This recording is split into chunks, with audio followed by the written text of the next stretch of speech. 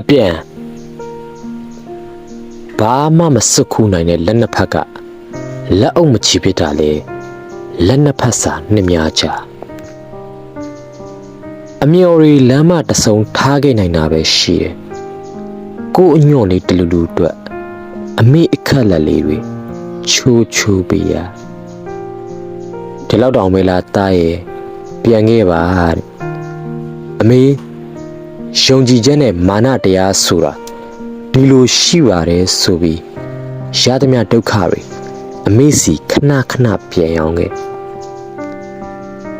အမေပေးခဲ့သမျှတွေကဟောင်းနွမ်းပျောက်ရှ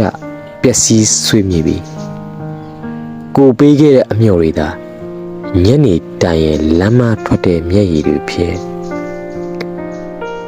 ခုတော့စိတ်ညစ်ရှိတိုင်းအမေပခတ်နဲ့လွှဲသိပ်တယ်လို့မူးပြီးမှအိပ်ပျော်တတ်တာပါပဲတကယ်တော့